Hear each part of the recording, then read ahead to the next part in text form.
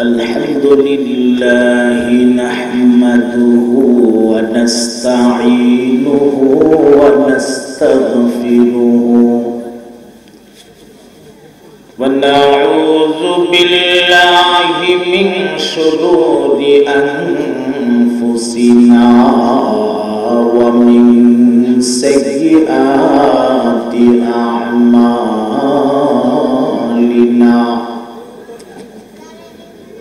من يهده الله فلا مضل له ومن يضلله فلا هادي له ونشهد أن لا إله إلا الله وحده لا شريك له ونشهد أن سيدنا وسندنا وحبيبنا ومولانا محمدا عبده ورسوله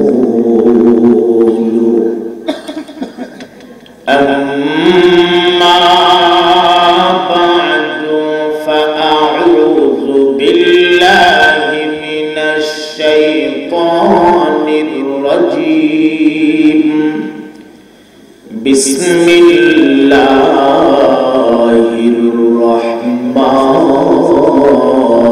الرحمن الرحيم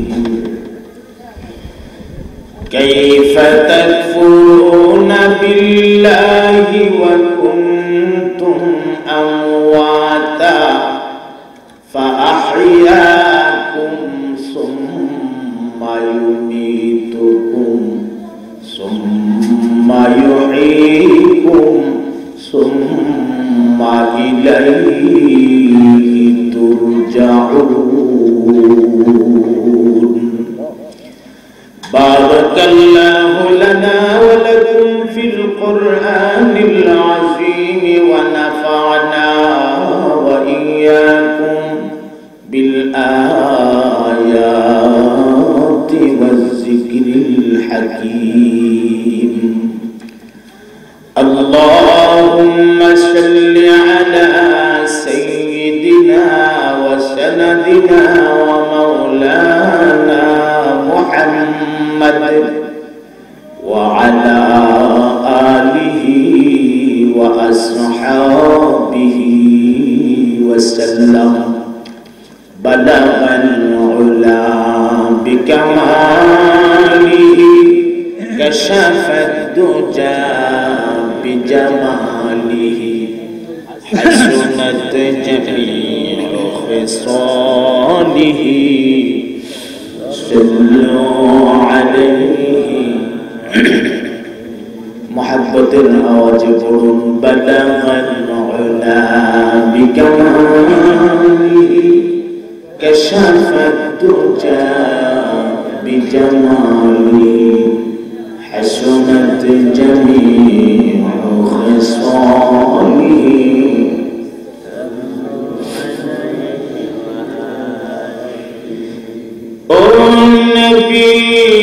النبي من رحمة لقد بان ولا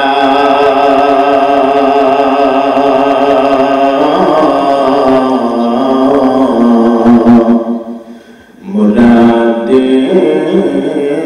قریبوں کی برلانے والا بلغ العلا بکماله كشف الدجى بجماله حسنت جميع خصاله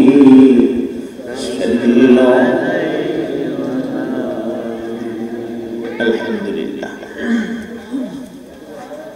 দুই দিন ব্যাপী এই মুবারক জলসার আজকে প্রথম দিন, প্রথম দিনের শেষ অধিবেশন চলছে। ওয়াজিবুল ইহতিরাম জনাব সদরি ইজলাস, উপস্থিত বারাদারানে ইসলাম, পর্দানিশীন আমার আবেদা সালেহা মা ও বোনেরা, আমরা কালিমাতুশ শুকর আদায় করছি সর্বপ্রথম যে মহান রব্বুল আলামিন অত্যন্ত দয়া করে এই জান্নাতের বাগান কোরআনের মাজমাই আমাদেরকে মঞ্জুর করেছেন। এই জন্য আমরা বলছি আলহামদুলিল্লাহ। আজকের এই মাজমায় আমরা আসতে পারাই খুশি না বেজার? আল্লাহ তাআলার দরবারে অসংখ্য অগণিত শুকর। দীর্ঘদিন যাবৎ খোলা মাঠে আমরা আল্লাহর দ্বীনের কথাগুলি শুনতে পারি না। আল্লাহ তাআলা আবার এই সুযোগ করে দিয়েছেন। আস্তা দুনিয়াকে আল্লাহ তাআলা আগের মতো স্বাভাবিক বানায় দেন। মহব্বতে সবাই বলেন আমিন। কোরআনুল কারীমের মাজমা আল্লাহ তাআলার কাছে অনেক দামি এক মাজমা। এই জাতীয় মাজমাগুলিতে ইচ্ছা করলেই মানুষ আসতে পারে না, ইচ্ছা করলেই মানুষ বসতে পারে না। যেমন জান্নাত, ইচ্ছা করলেই জান্নাতে যাওয়া যাবে না আল্লাহ যদি দয়া করে জান্নাত না দেয়। কোরআনের মাজমাগুলিও জান্নাতের বাগান, ইচ্ছা করলেই এই মাজমাতে ঢোকা যায় না আল্লাহ যদি দয়া করে না দেয়। আমাদেরকে আল্লাহ দয়া কইরা এই মাজমাটার মধ্যে ঢুকাইছে। এই জন্য আবার আমরা কালিমাতুশ শুকর পড়ি আলহামদুলিল্লাহ। আমার আগে আপনারা মুহতারাম জসিমউদ্দিন সাহেব আরিজি ওনার কাছ থেকে অত্যন্ত গুরুত্বপূর্ণ কথা শুনছিলেন। এই মুহূর্তে আমি আপনাদেরকে খুব সংক্ষিপ্ত আকারে গড়ানো পরিবেশে কিছু কথা শোনাবো। আল্লাহ তাআলার কাছে বলবো কিছু জরুরি কথার ব্যবস্থা আল্লাহ তাআলা যেন এই ময়দানে আমাদের জন্য করে দেন। আমরা সবাই বলি আল্লাহুম্মা আমিন। আমি সর্বপ্রথম আয়াতে কারিমা তরজমাটা আপনাদেরকে শোনায়া দিচ্ছি। আল্লাহ তাবারক ওয়া তাআলা বলছেন কাইফা তাকফুরুনা বিল্লাহ,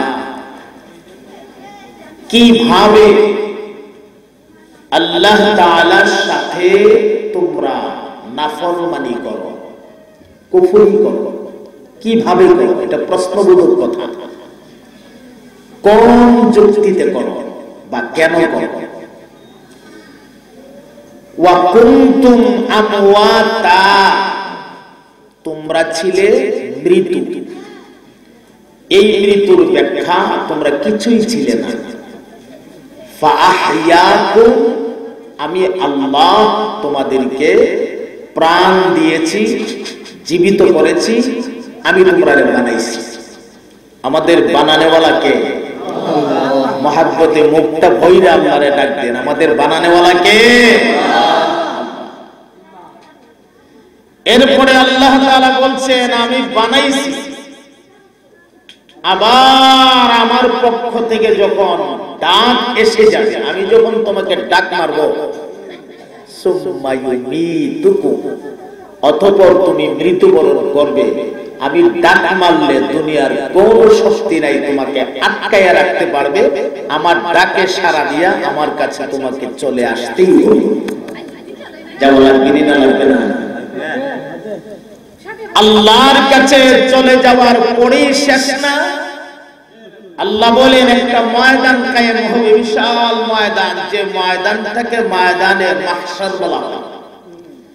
সহজ করে আমরা যদি বলি হাসরের মাঠ, এই হাসরের মাঠে আল্লাহর সামনে আমাদের সকলকে দাঁড়াইতে হবে এবং জীবনের প্রত্যেকটা মুহূর্ত সময়ের হিসাব পাই টু পাই কইরা একদম জাররা জাররা কইরা আল্লাহর কাছে হিসাব আমাদেরকে দিতে হবে। তাহলে আমাদের আলোচনার পয়েন্ট কয়টা হইল? এক, আমাদেরকে বানাইছেন আল্লাহ। দুই, আমাদেরকে মৃত দিবেন আল্লাহ।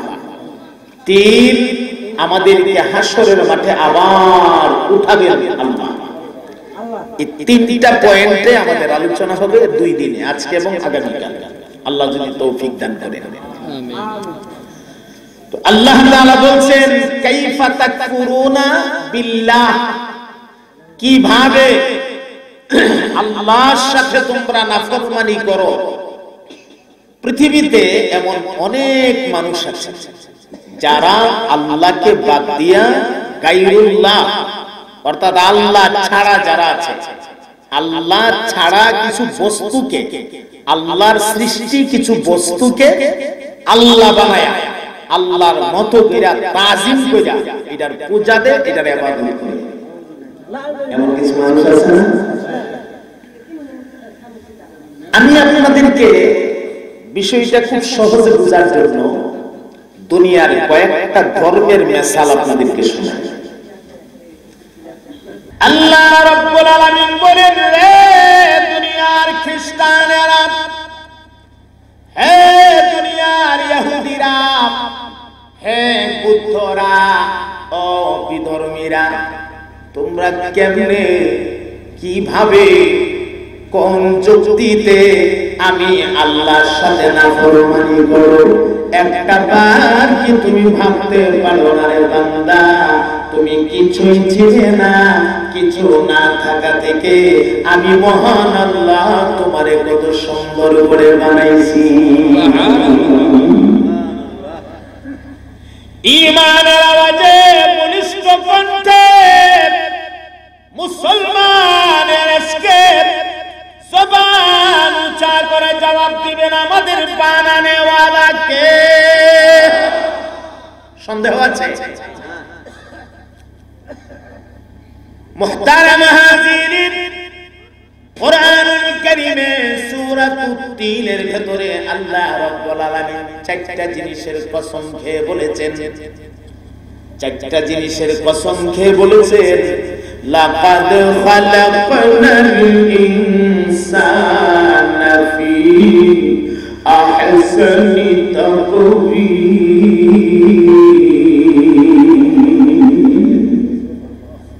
কয়টা জিনিসের কসম খাইছে? এক, আল্লাহ রাব্বুল আলামিন বলেন ওয়াত্তিন, তিনের কসম, তিনের। ও ভাই, তিন কাকে বলা হয়? তিন হচ্ছে আল্লাহর জান্নাতের একটা ফল, অত্যন্ত সুস্বাদু সুমিষ্ট একটা ফল, তিন। এটা আল্লাহ তিনের কসমটা কেন খাইলেন? জান্নাতের ভেতরে আদম এবং হাওয়া দুইজনকে আল্লাহ বলেছিলেন, ওয়ালা তাকরাবা হাযিহিশ শাজারাতা ফাতাকুনা মিনাজ জালিমিন।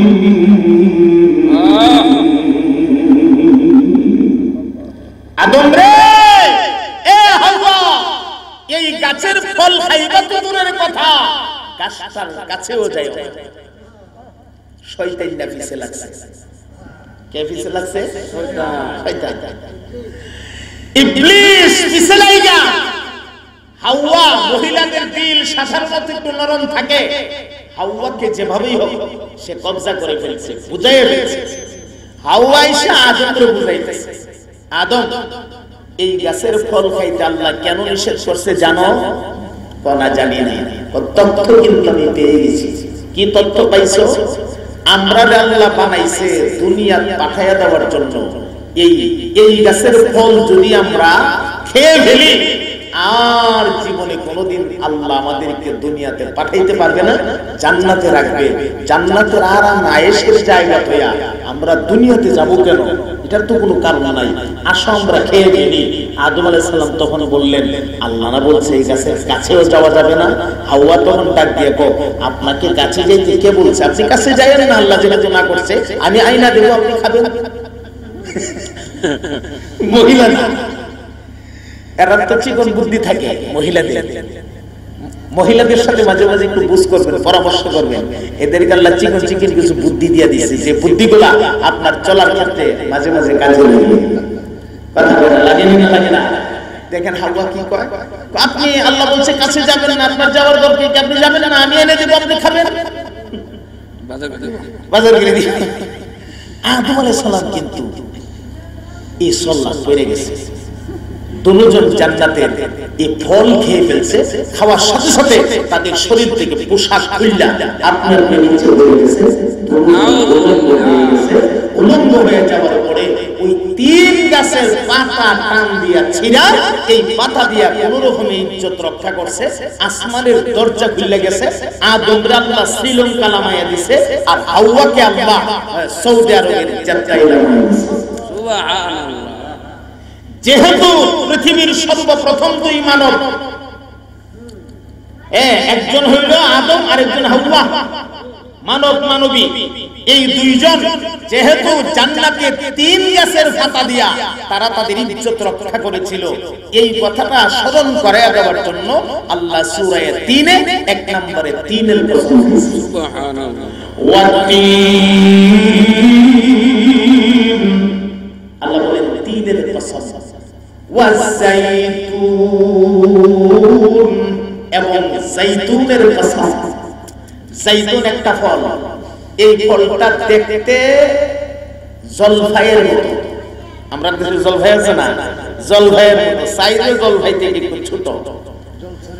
ওয়াতুরি সিনিন, এবং তুরে সাইনার কসম, তুর পর্বতের কসম, পবিত্র তুরের কসম। আল্লাহ কেন খাইছেন? ওই যে জাইতুন, সারাটা তুর। এখানে একটা কথা খেয়াল রাখবেন, পাহাড় দুই ভাগে বিভক্ত। একটা পাহাড়কে বলা হয় তুর, আরেকটা পাহাড়কে বলা হয় জাবাল। তুর অর্থ পাহাড়, জাবাল অর্থ পাহাড়। যেই পাহাড়টা সাজারে ভরা, অর্থাৎ গাছগাছালি দিয়ে ভরা, এই পাহাড়টারে আরবিতে বলা হয় তুর। আর যেই পাহাড়টা পাথর আর মাটি দিয়ে ভরা, পাথর আর মাটির পাহাড়, গাছগাছালি বলতে নাই, এটারে আরবিতে বলা হয় জাবাল। এটার আরবিতে কি বলা হয়? জাবাল। আল্লাহ তাআলা তুরের কসম খাইছে, সাইনা তুর, সাইনা পর্বতের কসম। এর দ্বারা বোঝা গেল এই পাহাড়টা গাছগাছালি দিয়ে ভরা। কথা বলেন, কি দিয়ে ভরা? তাহলে কোন গাছ দিয়ে ভরা? জলফাই গাছ দিয়ে ভরা। সুবহানাল্লাহ বলেন। ওয়াহাযাল বালাদিল আমিন। ৪ নাম্বার, ওই যে নিরাপদ শহর, সালামত শহর, বালাদে আমিন, নিরাপদ শহর মক্কা নগরী। কয়টা কসম খাইছে আল্লাহ? ৩-এর কসম, জাইতুনের কসম, পবিত্র পাহাড় তুর, তুরে সাইনার কসম, নিরাপদ নগরী মক্কা শহরের, মক্কার কসম, খানায়ে কাবার কসম। এই ৪টা কসম খাইয়া আল্লাহ বলেন, লাকাদ খালাকনাল ইনসানা ফি আহসানি তাকওয়িম। আমি আল্লাহ মানুষকে পৃথিবীর সবচেয়ে সুন্দর অবয়ব, আকৃতি আর নমুনা দিয়ে বানাইছি। মানুষের যত সুন্দর করে বানাইছি, এমন সুন্দর করে আর কোন জাতিকে আমি আল্লাহ বানাইনি। এজন্য আল্লাহ রাব্বুল আলামিন বলেন, কাইফা তাকফুরুনা বিল্লাহ, কিভাবে আল্লাহর সাথে তোমরা নাফরমানি করো রে। ওয়া কুনতুম আমওয়াতা, তোমরা ছিলে মৃত্যু, এর মানে তোমরা কিচ্ছুই ছিলে না। ফাহইয়াকুম, আমি আল্লাহ রাব্বুল আলামিন তোমাকে বানাইছি। বান্দারে আমি তো বানাইছি, মনে রাখো, বানাইয়া দুনিয়াতে পাঠাইলাম। দুনিয়ার নাজ ও নিয়ামত বুক বেলাসার আরাম আয়েশ পাইয়া, দুনিয়ার সুখ ও শান্তি পাইয়া, দুনিয়ার সুন্দর বিবি পাইয়া, এরপরে বড় বড় ইমারত আর বিল্ডিং এর মালিক হইয়া, না নিয়ামতের পেছনে পইরা আমি আল্লাহরে ভুইলা যাইও না। আর এই কথা মনে কইরো না রে, মনে হয় আর আমার মরা লাগবে না, মরতে হবে না। আল্লাহ বলেন না না না, দুনিয়াতে তুমি যাও না, আমি তোমারে পাঠাইছি। আবার যখন সময় শেষ হয়ে যাবে গো, ইলা আজালিন মুসাম্মা, তোমার নির্ধারিত টাইম শেষ হয়ে গেলে, হায়াতের কাঁটাটা ব্রেক হয়ে যাবে, আমি আল্লাহ রশির মাথায় ধরে টান মারবো, অবশ্যই তোমাকে মরা লাগবে। মৃত্যুবরণ করা লাগবে না লাগবে না? আওয়াজ দিয়ে বলেন, মৃত্যুবরণ করা লাগবে না লাগবে না? এখন আসুন আল্লাহ রাব্বুল আলামিন কিভাবে আপনাকে আমাকে বানিয়েছে, সংক্ষেপে কথাটা একটু শুনে নেই। মায়ের অর্থাৎ বাচ্চা দানি, এই বাচ্চা দানির ভেতরে যখন নুতফাটা পৌঁছে গেল, নাপাক পানিটা, যেই নাপাক পানিটার দ্বারা আল্লাহ রাব্বুল আলামিন আপনাকে আমাকে বানাইছে, এমন একটা নাপাক পানি রে ভাই, যেই নাপাক পানিটা দুনিয়ার কোনো বাজারে 1 পয়সা মূল্যে বিক্রি হবে না। যেই নাপাক পানিটার কথা বাবা তার বেটার সামনে বলতে পারে না, বেটা তার বাবার সামনে বলতে পারে না, মা তার পিটির সামনে বলতে পারে না, পিটি মায়ের সামনে বলতে পারে না। এমন একটা নাজুক, এমন একটা নালায়েক, এমন একটা কম দামি নাপাক পানি, যেই পানিটা দিয়ে রব্বুল আলামিন আপনাকে আমাকে বানাইছে। অতএব এই নাপাক পানি তৈরি মানুষ হইয়া আত্মপরিমাণ, অহংকারী আর তাকাব্বুরি করার কোনো কারণ নাই। আল্লাহ স্মরণ করাইয়া দিতেছেন কিভাবে আমার সাথে তুমি নাফরমানি করো, কেন করো?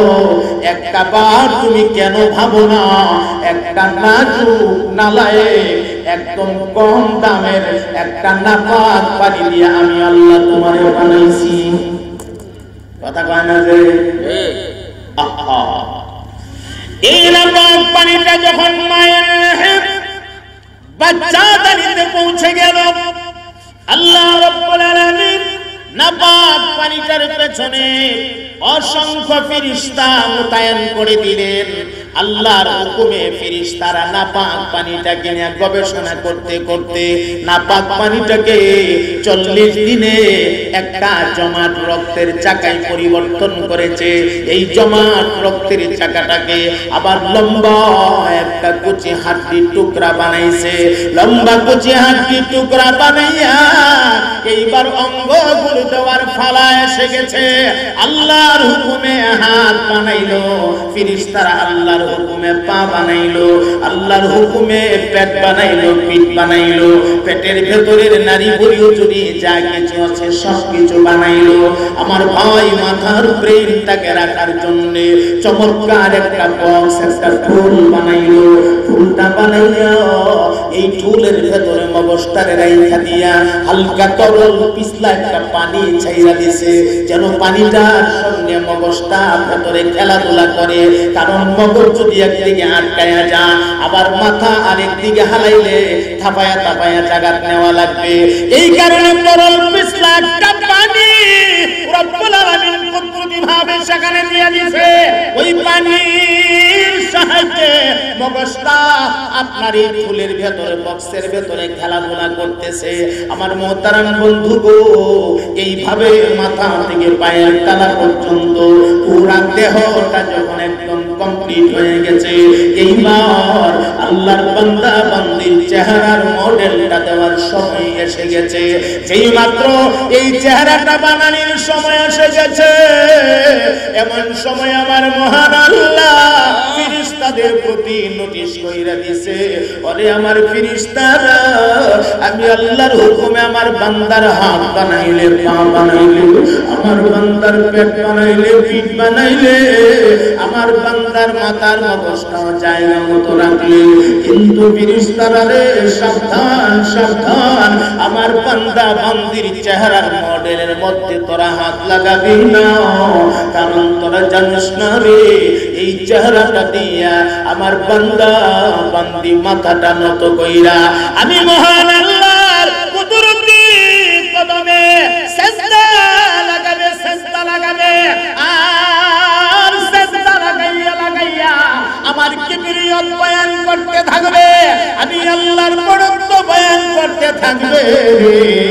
এই চেহারাটা নত কইরা আমাকে সিজদা দিবে, এই চেহারা তোরা বানাবি না, আমার বান্দা বান্দির চেহারাটাকে আমি মহান আল্লাহ নিজে আমার কুদরতি হাত দিয়া বানাবো। এজন্য এই চেহারা আল্লাহ ছাড়া দুনিয়ার আর কারো কাছে নত করা যায় না। মাজারে মাজারে দরগাহে, চট্টা পীরের কদমে, বট্টা পীরের কদমে, ঠুঙ্গা পীরের কদমে কোন জায়গাতে মাথা নত করা যাবে না, সিজদা দেওয়া যাবে না। আপনার আমার সিজদা পাওয়ার একমাত্র মালিক আল্লাহ, একমাত্র মালিক আল্লাহ। কথা বলেন ঠিক না বেটি? সিজদা পাওয়ার একমাত্র মালিক কে? لا تشرك بالله شيئا إن الشرك لظلم عظيم। আল্লাহ বলেন কখনো তোমরা জীবনে কোনদিন আল্লাহর সাথে কাউকে শরীক কইরো না। শিরক এটা বহুত বড় মাপের একটা গুনাহ, যেই গুনাহ আল্লাহ তাআলা maaf করে না। শিরক নিয়ে যদি মানুষ কবরে যায়, মনে রাখবেন গো ভাই, এই শিরক গুনাহ কিন্তু আল্লাহ তাআলা maaf করবে না, এটা ক্ষমাযোগ্য গুনাহ না। এজন্য সকল প্রকারের শিরক থেকে আমরা বাইচা থাকতে হবে। আল্লাহ আমাদেরকে হেফাজত করেন, সবাই বলেন আমিন। এখন আপনি মায়ের পেটে কমপ্লিট হয়ে গেলেন, আমার আল্লাহ আপনার চেহারাটা বানাইবে। হ্যাঁ, এটা খুব দামি একটা জায়গা, ব্রেন, এই চেহারা, হ্যাঁ, এই মাথাটা, পুরো মাথাটাই খুব দামি। মানুষের শরীরের মধ্যে এই জায়গাটা অনেক দামি একটা জায়গা, গলা থেকে এই মাথা, এই জায়গাটা অনেক দামি একটা জায়গা। এই জন্য মার পেটের ভেতরে আল্লাহ বাচ্চাটারে, আপনারা দেখবেন ফুটবলের মতো বইলা, বাচ্চাটারে ফুটবলের মতো বইলা দুইটা হাঁটুর মাঝখানে বাচ্চার মাথাটারে আল্লাহ কুদরতি ভাবে সেভ করে রাখে। সুবহানাল্লাহ বলে। সামনের কথাগুলো শুনলেন? হ্যাঁ শুনলেন? কষ্ট হইতেছে না তো? ইনশাআল্লাহ কয়েক মিনিট, হ্যাঁ, যেহেতু আগামী কাল প্রোগ্রামটা আছে, আমরা বেশি লম্বা আজকে করব না ইনশাআল্লাহ। তবে মোনাজাত না দিয়ে কেউ যাব না। হ্যাঁ, সবাই রাজি আছি তো ইনশাআল্লাহ? আল্লাহ তৌফিক দান করেন, সবাই বলেন আমিন।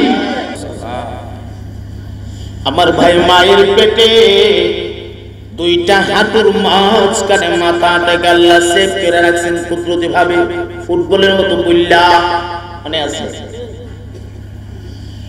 মায়ের রেহেমের নির্ধারিত সময় শেষ হয়ে গেলে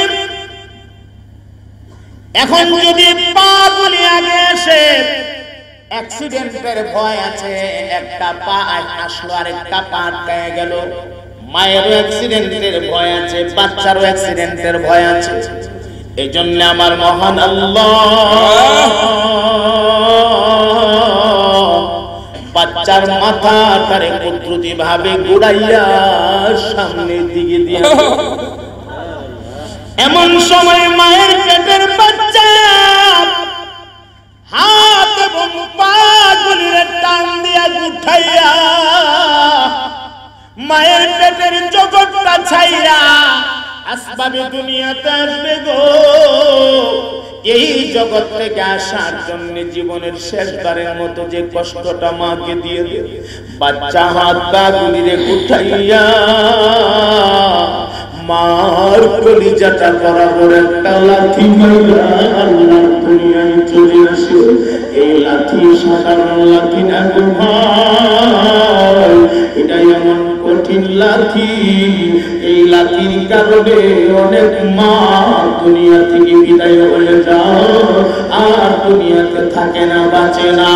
এই কারণে ইমামুল মুরসালিন রাহমাতুল্লাহ সাইয়্যিদুল মুরসালিন ফখরুদ দুজাহা ফখরে আলম নবী মুহাম্মদুর রাসূলুল্লাহ সাল্লাল্লাহু আলাইহি ওয়াসাল্লাম বলেছেন, সন্তান জন্মকালীন যে ব্যথা অথবা সন্তান প্রসবের যে ব্যথা বা আঘাত, এই আঘাতের কারণে দুনিয়ার কোন মা যদি মারা যাবে, আমার আল্লাহ এই মাকে হাসরের ময়দানে একটা শহীদ মর্যাদা দিয়ে উঠে দাঁড় করাবে। মুসলমান, এদিকে যদি কথা বলতে চাই কথা অনেক লম্বা হয়ে যাবে।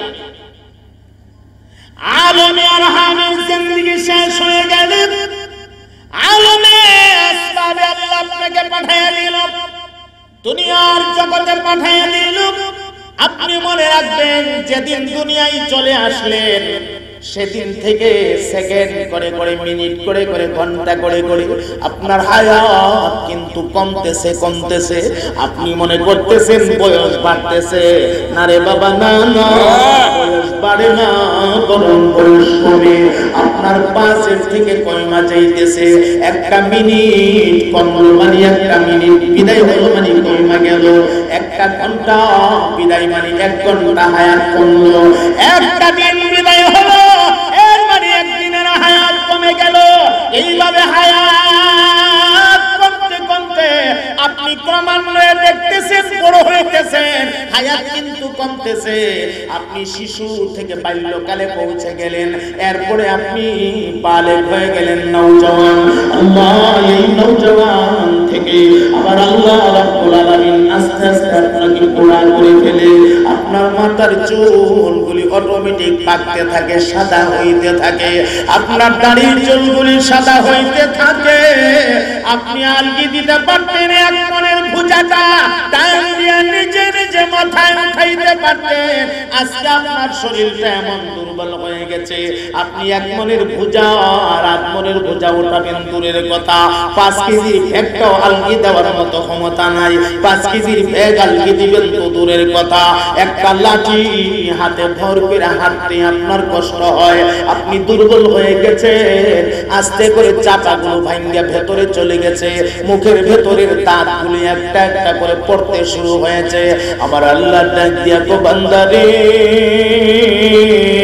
দুনিয়ার নিয়ামত তোর জন্য আমি কমায়া ফেলতেছি। আমি যখন তোর মাথার চুলগুলিরে পাকাইতে শুরু করলাম, যখন একটা চুল পাইকা গেল তোর 1 নাম্বার সিগন্যাল, এখনো সময় আছে, কবরের জন্য তৈয়ার হয়ে যাও। যখন 2টা চুল পাইকা গেল তোর জন্য 2 নাম্বার সিগন্যাল, এখনো সময় আছে রে, কবরের জন্য তৈয়ার হয়ে যাও। আমি তোর মাথার চুল পাকাইয়া দিলাম, আমি তোর দাড়ির চুল পাকাইয়া দিলাম, আমি তোর মুখের দাঁত নিয়ে গেলাম, আমি তোর চাপা ভাঙ্গা ভেতরে ঢুকাইয়া দিলাম, আমি তোর শরীরের চামড়া দুর্বল কইরা দিলাম। এরপরে তুই সাবধান হস না বান্দা, আর কবে কখন তুই সাবধান হবি?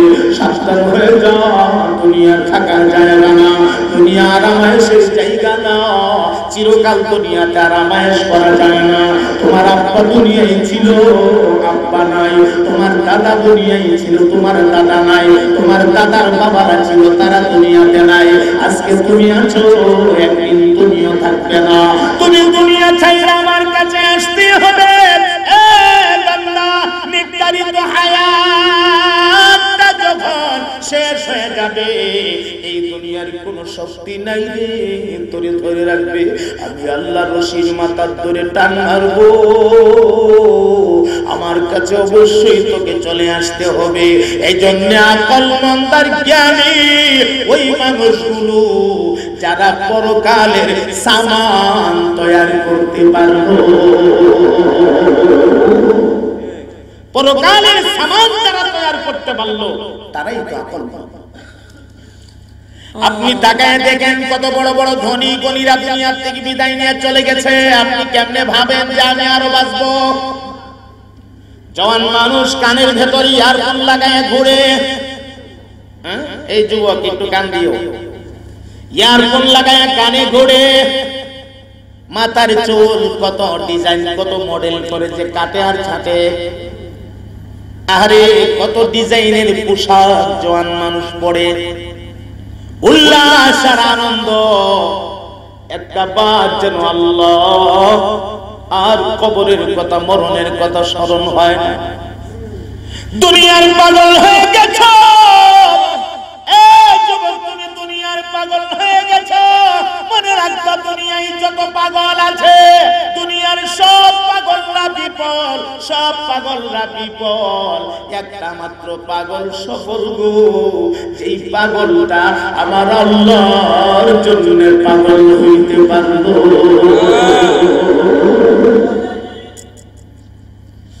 কেউ বা পাগল দুনিয়ায় বড় মাপের একজন নেতা হবে, কেউ বা পাগল দুনিয়ায় বড় মাপের একজন সর্দার হবে, মাতবর হবে, কেউ বা পাগল দুনিয়ায় বড় একটা বাড়ি আমি বানাবো, একটা পাজারো গাড়ি নিয়ে আমি ঘুরবো, কেউ বা পাগল আমি একজন মেম্বার হইব, কেউ বা পাগল আমি একজন চেয়ারম্যান হইব, কেউ বা পাগল আমি একজন এমপি বনব। দুনিয়াতে যত পাগল দেখেন গো, সব পাগলরা বিফল, সব পাগলরা বিফল, একমাত্র আমার মওলার পাগল যারা, ওই মওলার পাগলরাই সফল। আমরা কার পাগল হইতে চাই? মহব্বতে বলেন কার পাগল হইতে চাই? ওয়াল্লাযীনা আমানু আশাদ্দু হুব্বান লিল্লাহ, যারা পৃথিবীর সব কিছুর চাইতে আল্লাহকে বেশি ভালোবাসবে, এরাই কামিয়াব, এরাই মুমিন, এরাই ঈমানদার, এরাই হবে পরকালে জান্নাতের মালিক। আমি ভালোবাসবো আল্লাহকে, বলেন আমি মহব্বত করব কাকে? আল্লাহর রাসূলকে। এই দুইজনকে আমি পৃথিবীর সবচেয়ে বেশি ভালোবাসবো, আল্লাহ এবং তার রাসূলকে। বলেন ইনশাআল্লাহ। বলতে পারেন হুজুর আমরা তো ভালোবাসি, আমরা কি কম বাসি নাকি? ভালোবাসার সুরে বেড়া খালি আপনার এই যে রাসূলের শানে গজল গায়, আসেনি এমন কিছু মানুষ? সাল্লাতু সালাম গো আমার দরুদ সালাম গো আমার কয় নবী মুস্তাফা, তোমরা যদি যাও গো মদিনা, সাল্লাতু সালাম। ভালো কথা, কথাটা খারাপ না তো। তোমরা যদি কেউ মদিনায় যাও, আমার নবীর রওজার পাশে আমি গোলামের সালামটা দিও। কথা খারাপ? কথা খারাপ? কথা তো সুন্দর, কিন্তু তোমার মুখ এত লম্বা কেন? কথা তো সুন্দর, তোমার মাথার চুল মহিলাদের মতো এত লম্বা কেন? কথা তো সুন্দর, তোমার কানে বালি, কানের মধ্যে বালি কেন? হাতের মধ্যে বালা কেন? তুমি গোসল দাও না কেন? ফাটা তোমার শরীর ফাটার বন্ধ করে সমস্যা তো এই জায়গায়।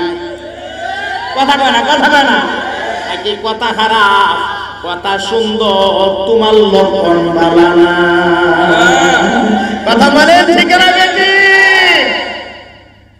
মদিনা শরীফের মাটি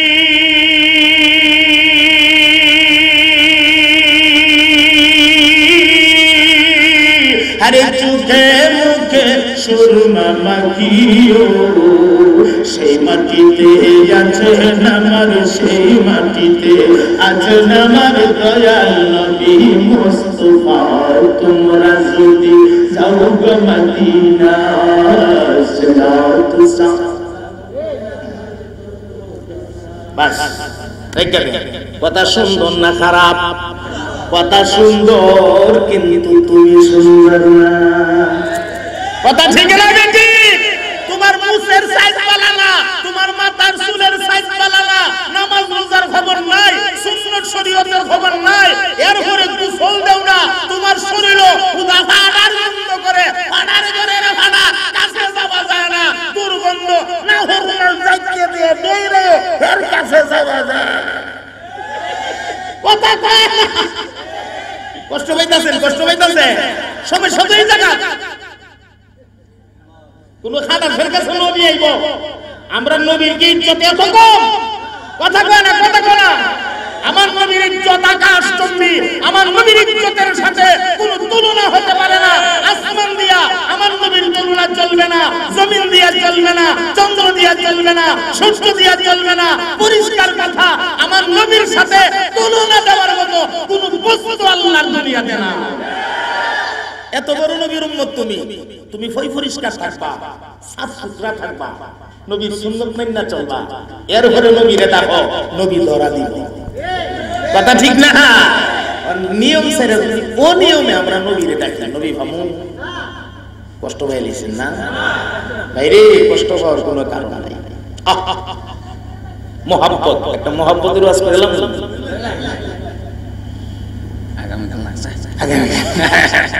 একটা মহাব্বতের ওয়াজ সঙ্গে বই করে মাত্র 3 মিনিটে কান লাগাই শ্বাস ফালে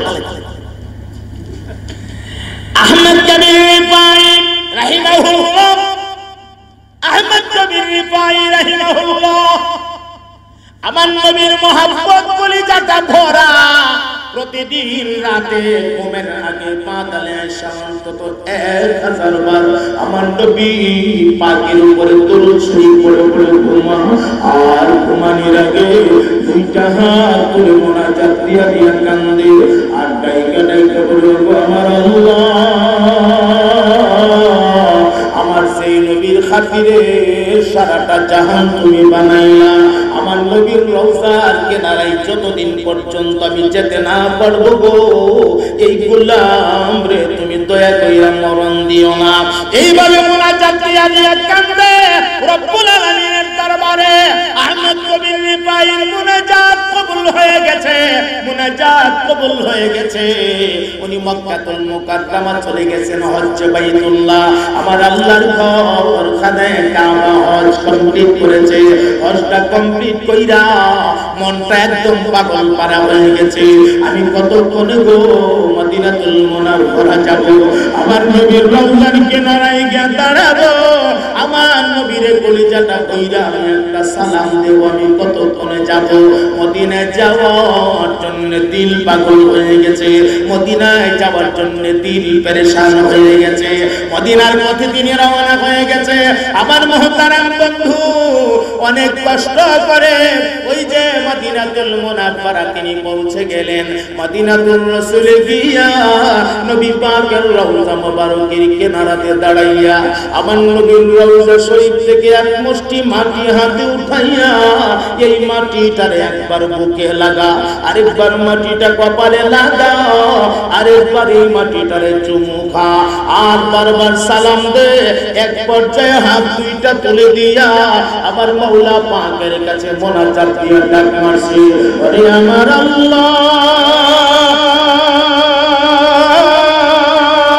হাদিস শরীফে আসছে গো, তোমার বন্ধু রওজা শরীফের ভেতরে জিন্দা, তোমার হাবিবের কাছে উম্মতের খবর নাকি পৌঁছানো হয়, তোমার বন্ধুর রওজা উম্মতের রিপোর্ট দেওয়া হয়। তাহলে কেন গো তোমার বন্ধু যে আমার সালামের জবাব দিতেছে আমার কানে শুনি না?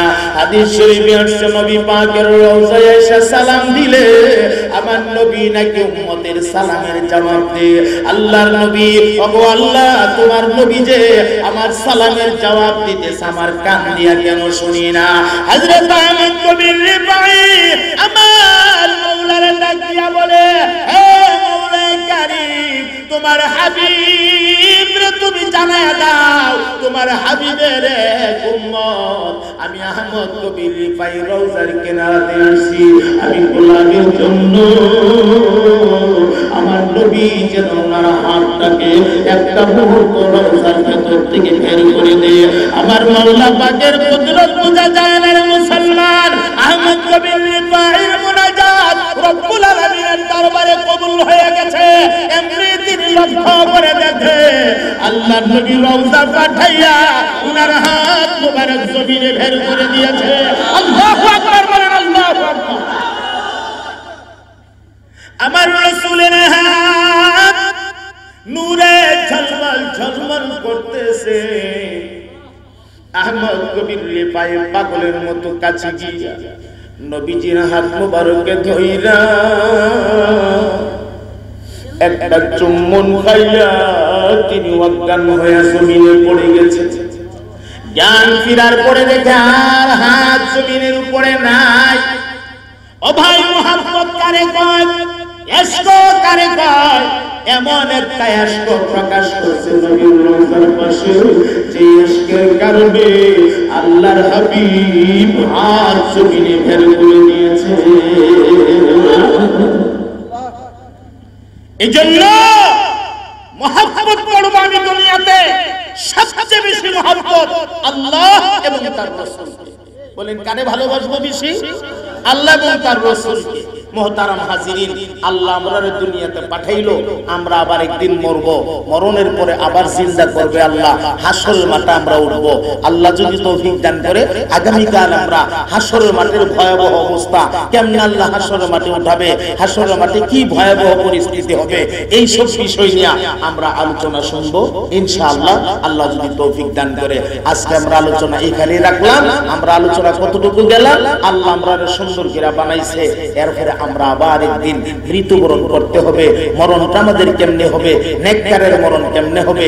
বদকারের মরণ কেমনে হবে?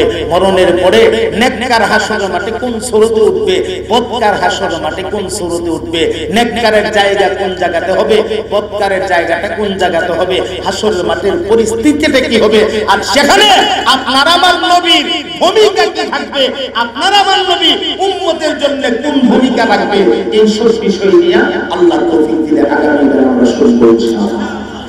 সবাই যথাসময়ে চলে আসবেন, আমিও আছি, আমাদের আরিজি সাহেব থাকবেন ইনশাআল্লাহ। আপনারা